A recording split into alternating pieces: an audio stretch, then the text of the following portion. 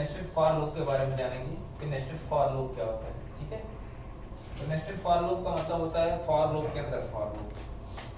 इसको देखिए, इसका सिंटैक्स देखिए कैसे होता है। फॉर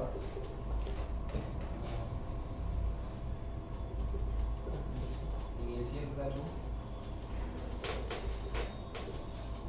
कंडीशन इंक्रीमेंट, फिर फॉर लूप के अंदर भी फॉर लूप होगा, इनिशियल वैल्यू कंडीशन फिर इंक्रीमेंट और सेमीकोलन मत लगाइएगा। फिर इसके अंदर कुछ स्टेटमेंट हम लोग देते हैं, स्टेटमेंट 1, स्टेटमेंट 2, ठीक है, इस तरीके से। अब देखिए वर्क कैसे करता है। शुरुआत यहाँ इस इनिशियल वैल्यू से होगी, उसके बाद यहाँ से आएगा, ये पहला पॉइंट है, ये दूसरा पॉइंट है। इनिशियल वैल्यू का फिर कहाँ आएगा, कंडीशन, इनर लूप पे कंडीशन। ये भी आपका सॉरी ये आउटर लूप होगा, ये आउटर लूप होगा, ये आपका इनर लूप होगा।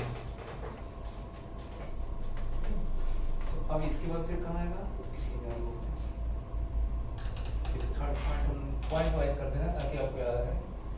इनिशियल वैल्यू इनर लूप के इनिशियल वैल्यू पे आएगा, फिर यहाँ पे आएगा कंडीशन यदि ये ट्रू होगी तो ये इनर लूप की बॉडी है, इसके अंदर एंट्री कर जाएगा और जितने स्टेटमेंट होंगे सबको एग्जीक्यूट करेगा। ध्यान रहे यहाँ पे इनर लूप की बॉडी के अंदर कब आएगा, जब इनर लूप की कंडीशन होगी ट्रू। अब यहाँ से एग्जीक्यूट करने के बाद फिर से आएगा यहाँ पे इंक्रीमेंट डिक्रीमेंट, फिर यहाँ से फिर कहाँ आएगा कंडीशन पे, इनर लूप की कंडीशन। यदि कंडीशन ट्रू होगी तो फिर से इस स्टेटमेंट को क्या करेगा, एग्जीक्यूट करेगा, फिर जाएगा इंक्रीमेंट डिक्रीमेंट, फिर वापस कहाँ पे आएगा, इसी कंडीशन। यदि कंडीशन फिर से ट्रू हो गई तो फिर से इन दोनों स्टेटमेंट को एग्जीक्यूट करेगा, फिर से इंक्रीमेंट डिक्रीमेंट करेगा। यदि कंडीशन फॉल्स होगी तो इसकी बॉडी से अब कहाँ जाएगा, अब ये आउटर लूप का जो इंक्रीमेंट डिक्रीमेंट है यहाँ, मतलब ये हो गया आपका 8। अब इंक्रीमेंट डिक्रीमेंट करने के बाद फिर से कहाँ आएगा, ये आउटर लूप की कंडीशन। मान लेते हैं फिर कंडीशन ट्रू हो गई तो फिर से यहाँ फॉर इस फॉर लूप के इनिशियल वैल्यू पे आएगा, तो फिर से कंडीशन पे आएगा। कंडीशन यदि ट्रू हो गई तो फिर से यहाँ पे आएगा स्टेटमेंट 1, स्टेटमेंट 2, जितने भी स्टेटमेंट इनर लूप की बॉडी के अंदर होंगे सबको एग्जीक्यूट करेगा, फिर से इंक्रीमेंट डिक्रीमेंट पे आएगा। अब मान लीजिए इस बार कंडीशन हो गई फॉल्स होगी तो इनर लूप की बॉडी सॉरी इनर लूप की बॉडी से बाहर, फिर से यहाँ पे इंक्रीमेंट डिक्रीमेंट पे आएगा, फिर से यहाँ पे आएगा कंडीशन पे। यदि इसकी कंडीशन अब इस बार फॉल्स हो गई पूरी बॉडी से, ठीक है। ये नेस्टेड फॉर लूप पे आधारित एग्जांपल हमने बनाया हुआ है। यहाँ पे देखिए हमने फॉर लूप की आउटर लूप की बॉडी बनाई है, इनर लूप की बॉडी नहीं बनाई है। क्यों नहीं बनाई है, क्योंकि जब कभी किसी फॉर के लिए एक सिंगल स्टेटमेंट हो तो उसको बॉडी में लिखें या ना लिखें कोई फर्क नहीं पड़ेगा, इसलिए मैंने नहीं रखा।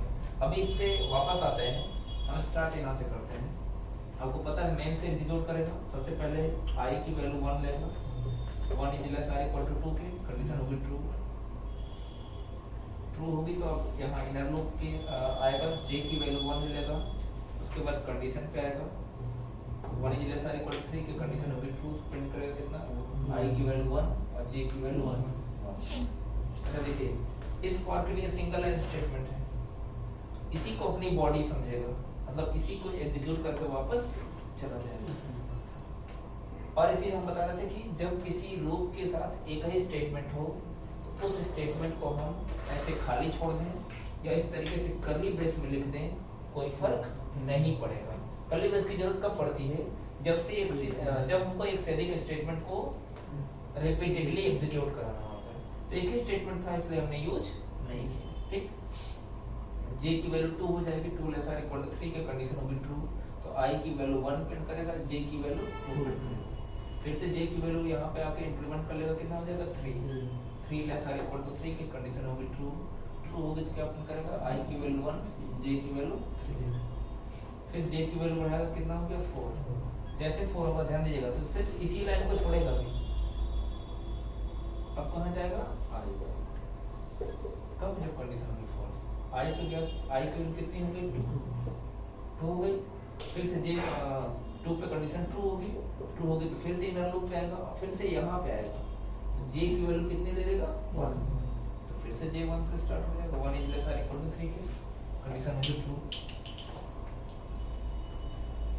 ट्रू होगी तो प्रिंट करेगा आई और जे की वैल्यू, आई की वैल्यू कितनी प्रिंट करेगा 2, जे की वैल्यू कितनी 1, फिर जे की वैल्यू रहेगा कितना 2 लेस और इक्वल टू 3 की कंडीशन होगी ट्रू तो प्रिंट करेगा आई की वैल्यू 2 और जे की वैल्यू 2, फिर जे की वैल्यू रहेगा कितना हो गया 3 लेस और इक्वल टू 3 की कंडीशन होगी ट्रू प्रिंट करेगा आई की वैल्यू और जे की वैल्यू, आई की वैल्यू कितनी प्रिंट करेगा 2, जे की वैल्यू कितनी 3, फिर जे की वैल्यू बढ़ाएगा, जैसे ही जे की वैल्यू 4 होगी कंडीशन होगी फॉल्स, फिर जाएगा यहाँ पे आई की वैल्यू 3 होगी, जैसे आई की वैल्यू 3 होगी पूरी लूप की बॉडी से ठीक है। तो इस तरीके से हम नेस्टेड फॉर लूप पे के कॉन्सेप्ट को समझ सकते हैं।